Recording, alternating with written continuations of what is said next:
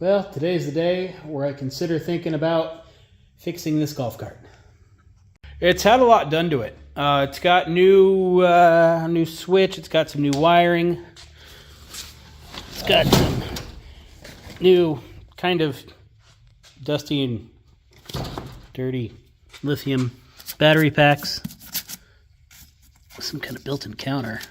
Well, that's interesting. I never knew that. Nice and...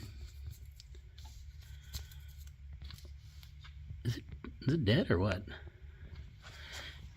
9.8 volts? Yeah, I'd say that's dead, huh? How are you? Sounds alive and well. Why is this one dead?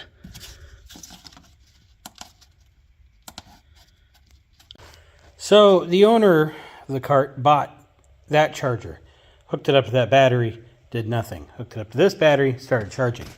Hooked up my battery charger that I use, and it's starting to charge, but it is completely dead. I don't know how that happened. That's a little concerning. So it was working, it was driving, everything was going fine. It left, and he tried driving it down the street to the store, and he said it felt like it was barely able to move, which was a little odd. Because I don't know why. Because it rolls fine. He said almost it felt like it was having a dead battery, 10 seconds into starting to drive it. Which, if it has one dead battery, it might feel like that. But anyway, he took apart the motor, tried to check the brushes, and he said he noticed the motor was kind of smoking when he was trying to use it. So we think there's a problem with the motor, or he does. I think it's a problem with the motor and the rear end. So we'll see. So I'm going to pop that motor out real quick. Hope there's no random brackets anywhere holding it on, which I'm sure there is.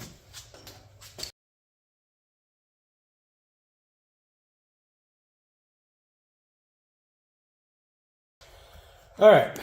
I don't know if I mentioned it, but he thinks it's something wrong with the motor. I think it's something wrong with the rear end. The verdict's still out on that one. So I got this side of the cart jacked up. I can put my finger in here and I can easily spin the wheel. Like, it's pretty easy. But if I do it to the other side, I can't. I got to get in there with a little pry bar, and I can force the gear to turn, and I can kind of get that wheel moving. So I don't think the rear end is exactly perfect, but I don't think the motor is exactly good either. So I got the motor down here on the floor bench. I'm going to check for a ground to the body of the thing. And we'll hook it up to 12 volts and give it a little test. Because if one of these is shorting out,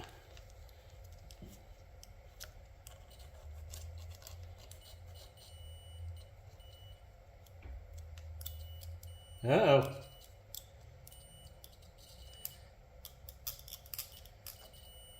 All right. That's probably a problem.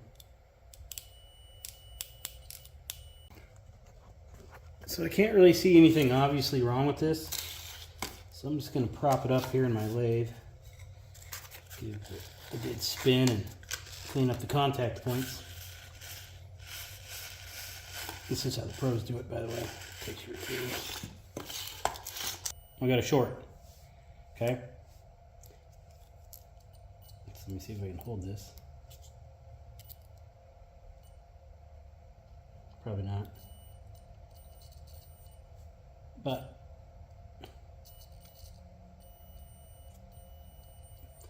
if I loosen S1, it goes away. So we got a problem on S1, but I don't know what it is. Because when I took it apart, before I put it back together, I checked all the insulation down there and saw no way it was going to be connecting. But clearly, there is a problem.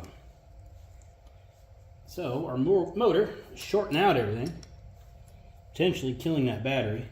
What I need to do is find some of these fiber washers that are small and square, but I don't even know how that's connecting.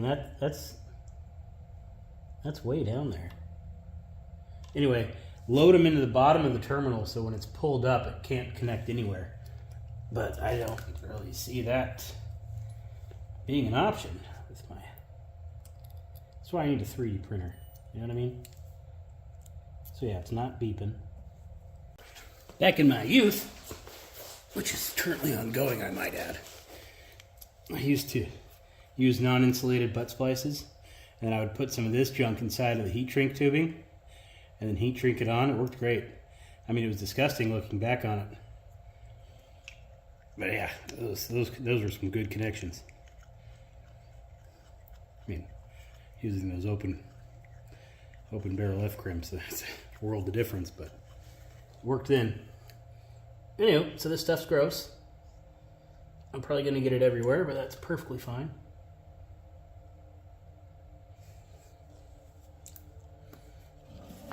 All I'm doing is coating the bottom of the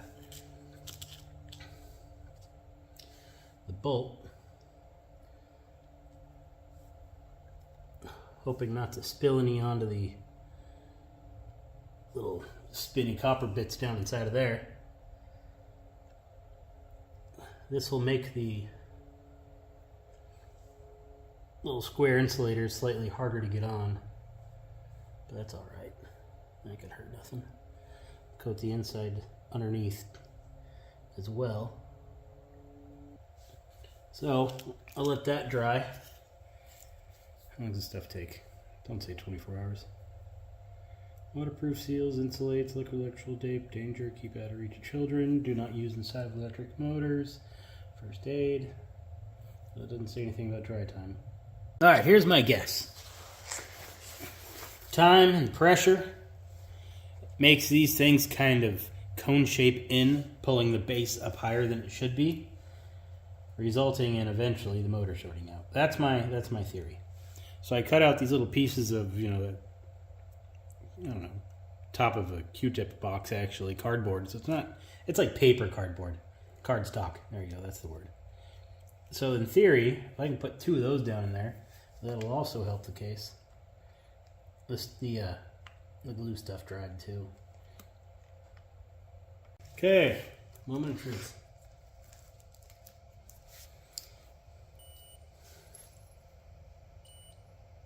Yeah, you jerk. Alright, apparently not. Alright, so this one's getting a bunch of cardboard. This one's a lot more sensitive. Yeah, that's exactly what it is actually. The corners here, where it's supposed to stop, they're worn down, probably from over torquing, which brings this up and makes contact. So really it needs to stay down there.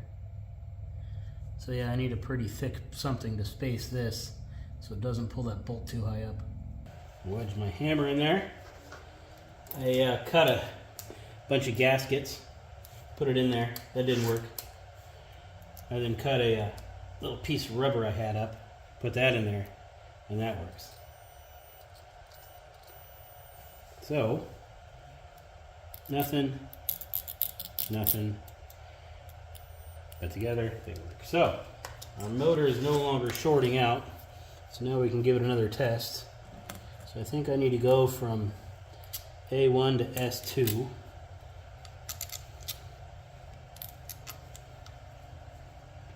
Didn't have the original bolts, so I picked up some. So A1 to S2 and then some jumper wires.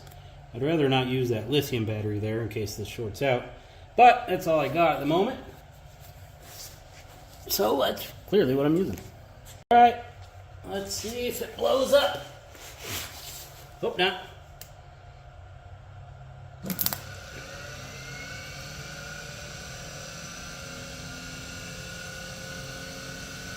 Well, I smell no smoke. Just gear case oil. Cable's not getting warm. Motors is spinning.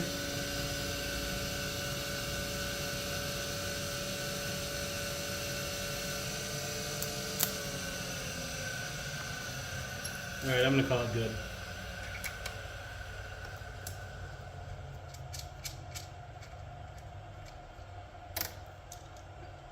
So I got all the wires hooked up, got the motor back in, got them all tightened down, checked it with the multimeter, still not shorting out. Crappy thing is our dead battery is at only 11%. It's been charging half a day. So it's going to be sitting overnight probably. The one on the end's almost charged up, the middle one's full. So after that's done, I can then hook them all together and then let them, what do they call it, balance charge, or balance each other out. Then put the batteries back in and then test this thing out. So yeah, it's going to be sitting for 2 days before I can even test it. But I do have some material, and when I test it, I don't want to sit on this thing. So I'm going to go see if I can do something about the seat for him.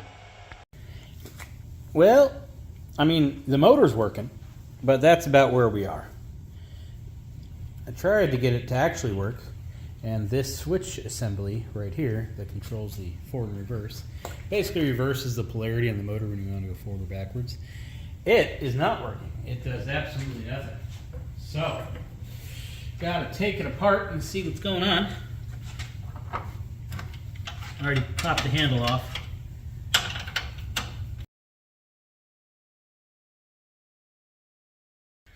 So here's my guess. We had a motor that was shorting out internally, but not enough to really cause serious damage right away. Instead, we had a short, which then started shorting this out, which then eventually transferred itself over to the battery, destroying everything all at once. So this lug is definitely bent sideways, so it's got a problem. I don't think this is spring-loaded, so I'm just going to pop it off and see what it looks like.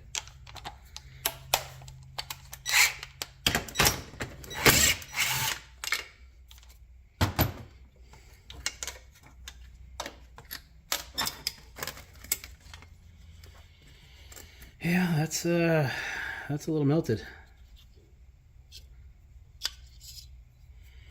So that's a problem. Kinda. Not really. That's probably fine, if I'm being honest. What's not fine is that.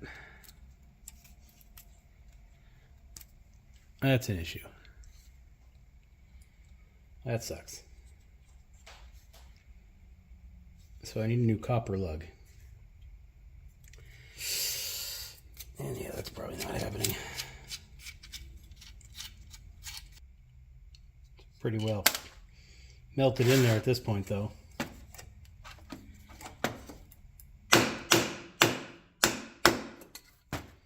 I'll take it to the press. So I hit it at the press.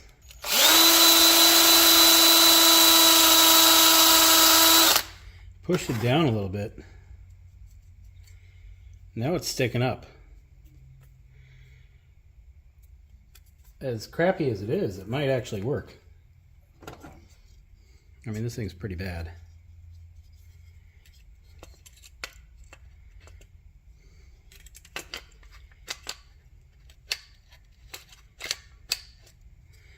Could smooth that out on the grinder, smooth that out, make for a smooth transition again.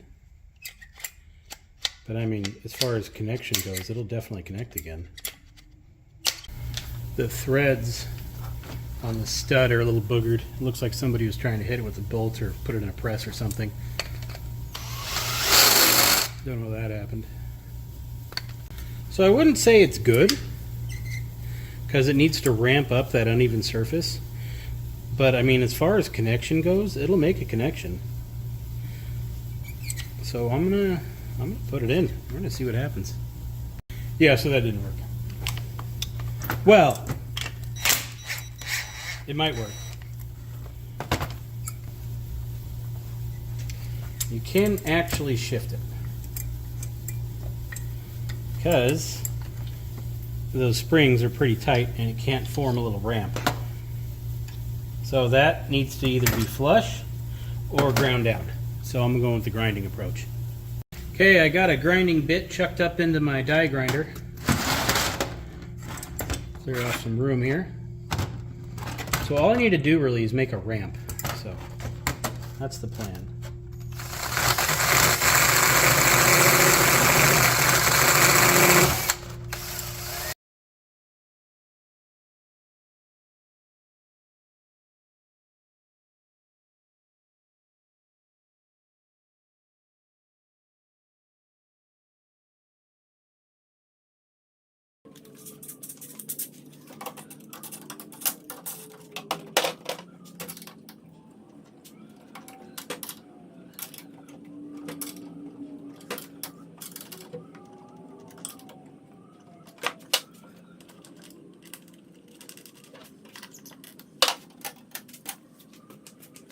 according to our gauge, right there, we have power.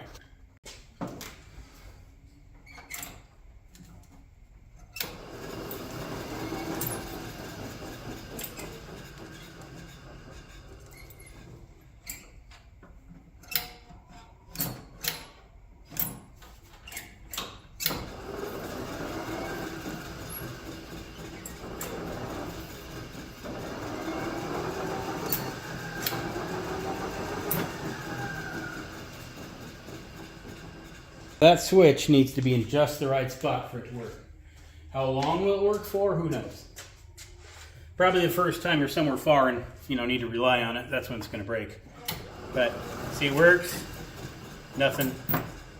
But if we just go all the way over, it still works. Never mind. Yeah, so.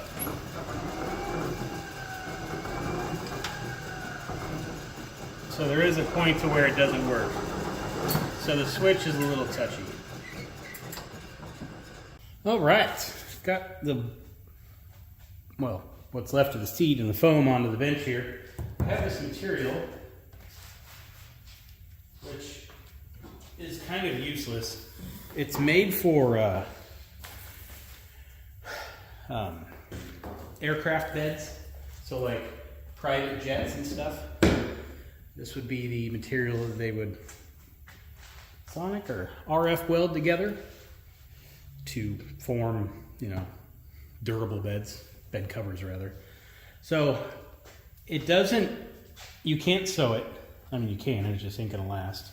And it doesn't really stretch very much. It's just almost useless for most things. But every now and then you need a piece of material that's quite wide. Like this is 50 inches, I believe, 52. So it's pretty perfect for the seat. But anyway, so this isn't a good material to use here, nor am I a good upholsterer, but this is just, this is gross. So I'm gonna use my pneumatic stapler over there and fabric myself up a seat real quick.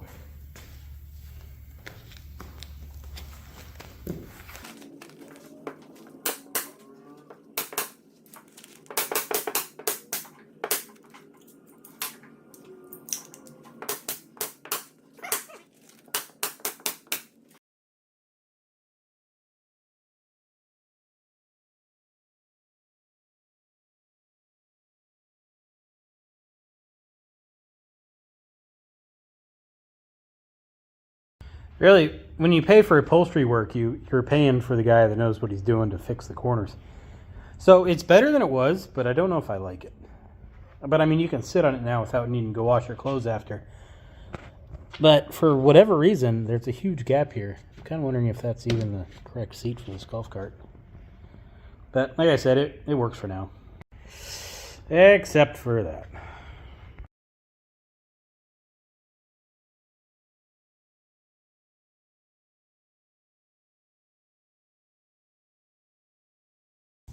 All right, now we have something we don't mind sitting on. So now we're good. All right, now that's done. And I can sit on it. We can get a test drive and I can take out my trash. All right, now we gotta find the sweet spot right there.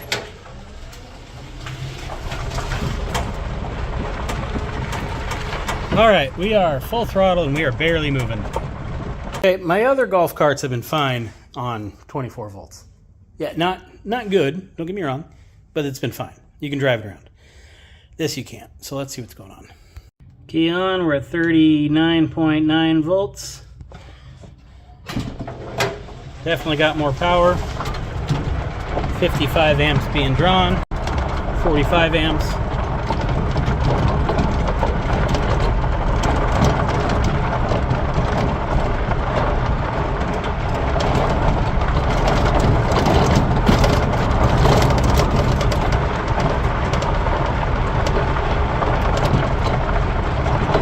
Okay, we're going for the uphill soft sand test.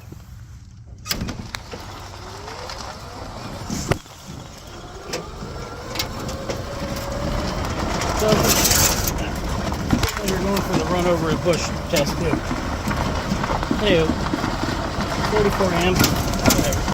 I think I'm biased, because that old clunker, it'll do wheelies. It's quick. My dad's golf cart, it's about as fast as this thing's going, which I don't know how fast we're going.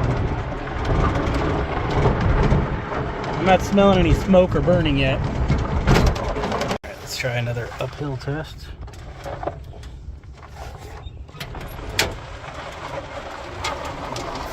All right, 90 amps uphill.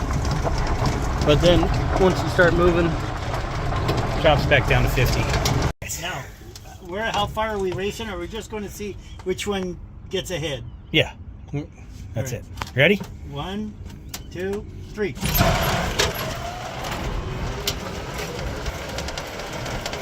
I floored it at the same time he did. To give you an idea of the difference. And he's pulling away from me the whole time. For a long run test, see if I can catch up. No, that thing's a... But I'm wondering if this is just how it's supposed to be. You want to give it a drive? This is a rabbit, and that's the turtle. You want to give this one a drive and tell... You've driven a lot of golf carts. Drive this one. Tell me if there's a problem. Once you start getting downhill, it starts picking up speed.